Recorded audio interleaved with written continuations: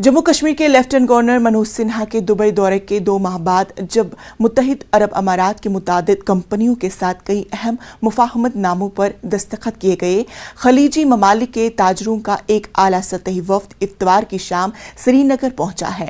हिंदुस्तानी ताजरों समेत 30 से जायद कंपनियों के सीईओज अगले 4 दिनों तक वादी में होंगे। वो यूटी में कारोबार के मौके तलाश करेंगे। 4 रोजा प्रोग्राम के एक हिस्से के तौर पर एलजी के साथ प्रिंसिपल सेक्रेटरी सन्नत व तिजारत और दीगर सरकारी अफसरान इंटरप्रेन्योरशिप, सयाहत और मेहमान नवाजी के शोबे पर तवज्जो मरकूज करते हुए सरमायाकारी के मौके की नुमाइश करेंगे।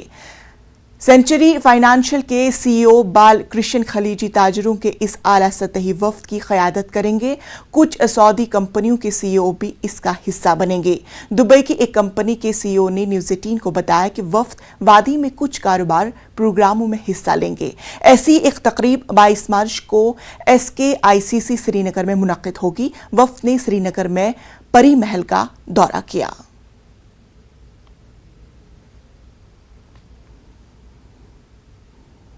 जिला कुपवाड़ा में आग की